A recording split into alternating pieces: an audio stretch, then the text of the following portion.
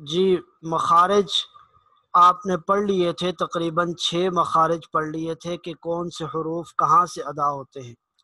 آج انشاءاللہ العزیز مخرج نمبر 7 اور مخرج نمبر 8 ہم پڑھیں گے۔ مخرج نمبر 7 جو ہے اس سے 3 حروف ادا ہوتے ہیں، جیم شین یا، جیم شین یا۔ یہ کہاں سے ادا ہوتے ہیں؟ وسط زبان، زبان کا جو درمیانی حصہ ہے، زبان کا درمیانی حصہ جب بالمقابل اوپر کے تالو سے لگے تو اس سے جیم شین یا، جی جیم شین یا۔ تو زبان کا درمیان والا حصہ، یہ آپ کو تھوڑا سا نقشہ بھی نظر آ رہا ہے کہ زبان کا یہ درمیان والا حصہ اوپر کے تالو سے جب لگتا ہے تو اس سے یہ 3 حروف ادا ہوتے ہیں، جیم شین یا۔ جی تو یہ آپ ذرا اس کو ادا کر کے سارے حضرات دیکھیں۔ زبان کا جو درمیان والا حصہ ہے یہ اوپر والے تالو کے ساتھ لگانا ہے، جیم شین یا، اس سے یہ 3 حروف ادا ہوتے ہیں۔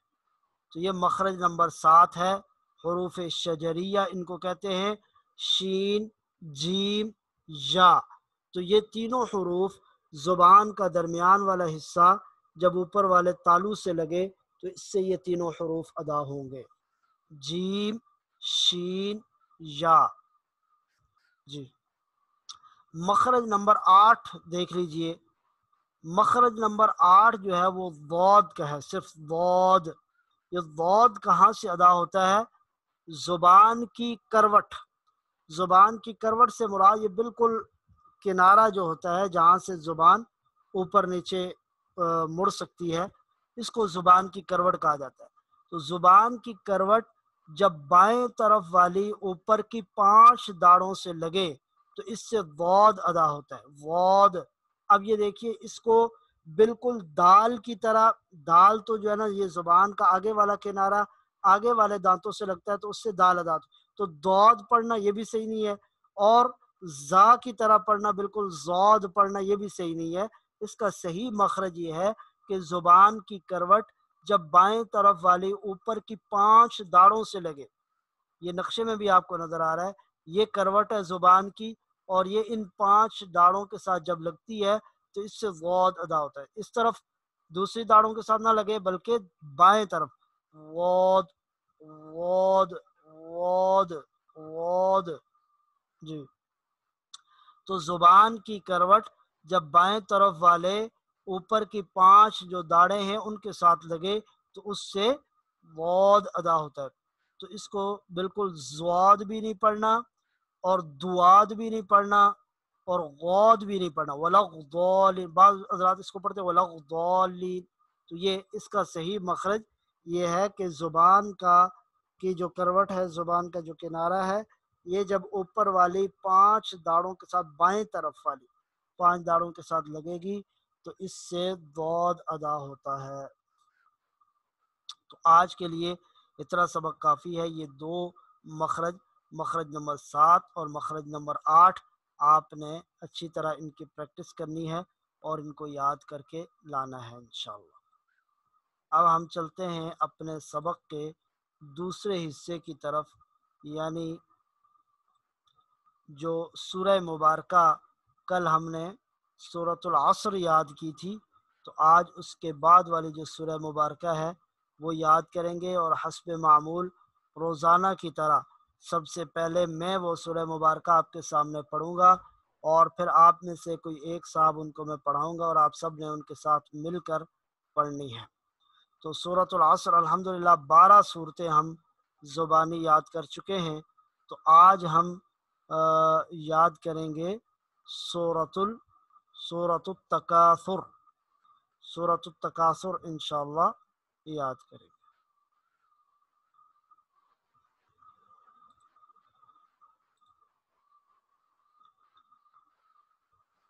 جی پہلے آپ کے سامنے میں پڑھوں گا اور پھر آپ نے میرے ساتھ پڑھنا ہے۔ تو سنیے سورہ مبارکہ کو، مخارج اور جو قواعد ہم نے پڑھے ہیں ان کی رعایت رکھتے ہوئے اس سورہ مبارکہ کو پڑھنا ہے۔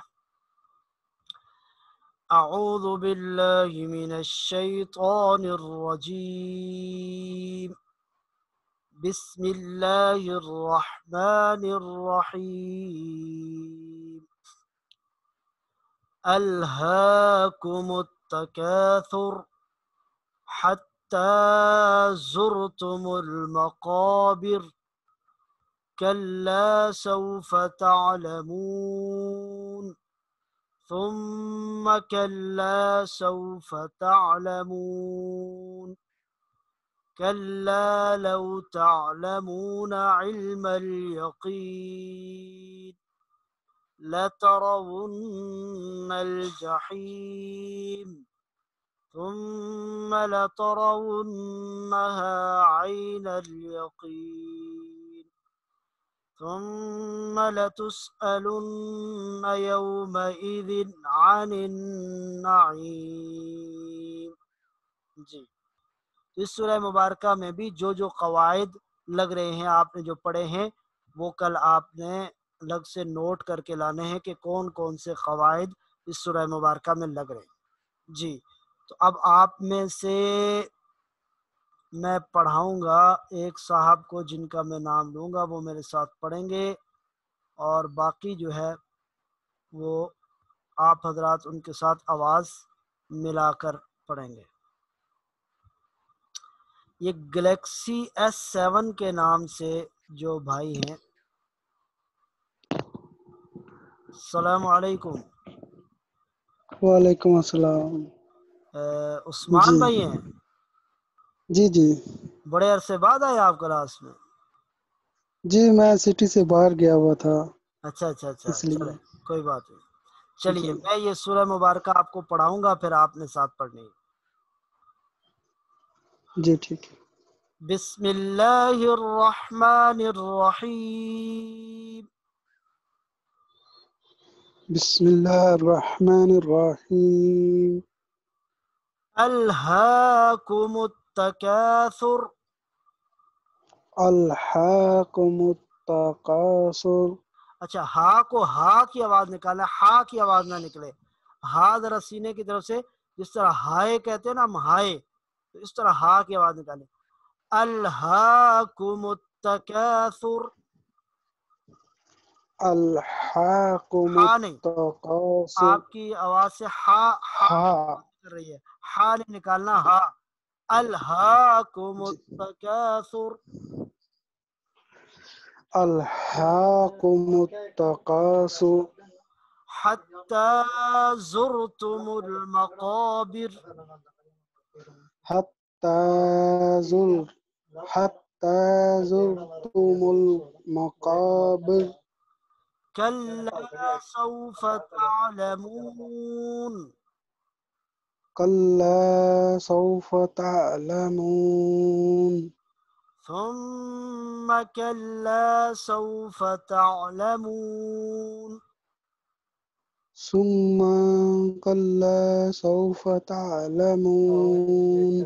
ثم کو لمبا نہیں کھینچنا، ثم كلا سوف تعلمون، ثم کلا سوف تعلمون۔ شاباش۔ كلا لو تعلمون علم اليقين، کلا لو تعلمون علم الیقین۔ اسی طرح یہاں پر بھی تعلمون کو لمبا نہیں کھینچنا، كلا لو تعلمون، کلا لو تعلمون علم اليقين، علم الیقین۔ لترون الجحيم، لا ترون الجحیم۔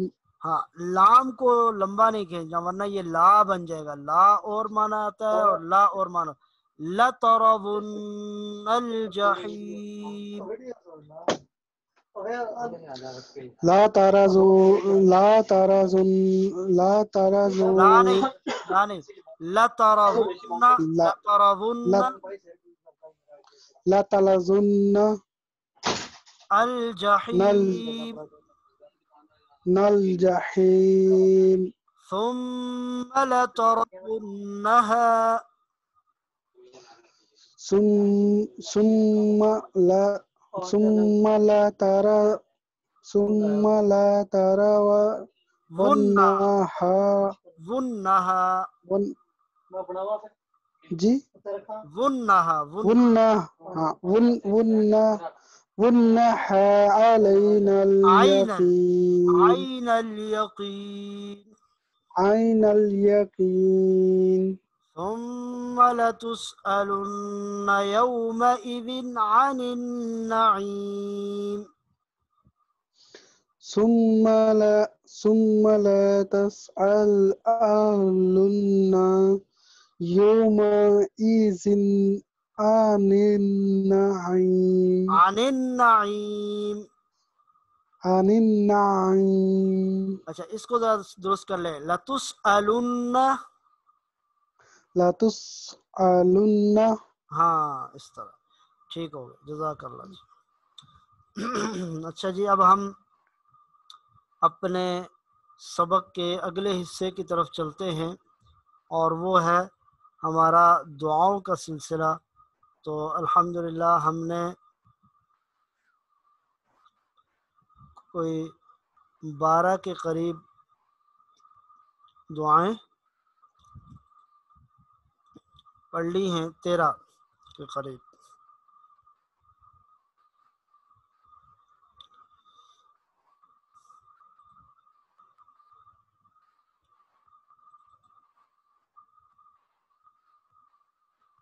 جی یہ 13 بھی ہم نے کل پڑھ لیا تھا. 14 نمبر دعا دیکھیے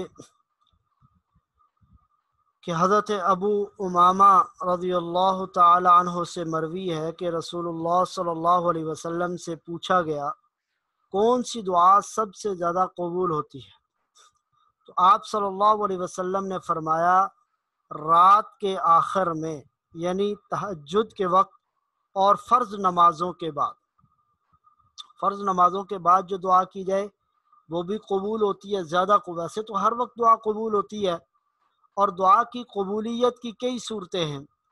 حدیث مبارکہ میں آتا ہے کہ دعا کی قبولیت کی ایک صورت یہ بھی ہے کہ دنیا میں وہ دعا قبول نہ ہو اور آخرت میں اس کو اس کا بدلہ اور اجر ملے. اور حدیث میں آتا ہے کہ جب آخرت میں آدمی اپنی ان دعاؤں کا اجر اور بدلہ دیکھے گا تو یہ تمنا کرے گا خواہش کرے گا کہ اے کاش دنیا میں میری کوئی دعا قبول نہ ہوئی ہوتی اور آج جو ہے مجھے اس کا اجر اور بدلہ ملتا. تو بہرحال دعا تو کوئی بھی رائے گاہ نہیں جاتی، ہر وقت دعا کا اہتمام کرنا چاہیے، لیکن خاص طور پر فرض نمازوں کے بعد. آج یہ ہماری بدقسمتی یہ ہے کہ ہمیں دعا کے آداب نہیں آتے، اللہ سے مانگنا نہیں آتا. تو اللہ سے خوب خشوع اور خضوع کے ساتھ، عاجزی اور انکساری کے ساتھ، تضرع رو رو کر گڑ گڑا کر اللہ سے مانگا جائے اور اپنی بات منوائی جائے. یہ دراصل اس وقت کا تقاضا ہے. تو فرض نمازوں کے بعد دعا کی قبولیت کا وقت ہے. اسی طرح تہجد کے وقت، رات کو آج کل رمضان ہے تو تہجد کے وقت اٹھ کر دعا کے نوافل پڑھ کر دعا کے کرنے کا اہتمام کیا جائے تو اللہ دعا کو قبول کرتے ہیں. تو یہ آج کی جو 14 نمبر دعا ہے یہ یہی ہے کہ ہم نے فرض نمازوں کے بعد بھی اور اسی طرح تہجد کے وقت بھی دعا کا اہتمام کرنا ہے اپنے لیے، اور قرآن کریم صحیح تلفظ سے پڑھنے کے لیے، اپنی زبان کو کھولنے کے لیے، سینے کو کھولنے کے لیے.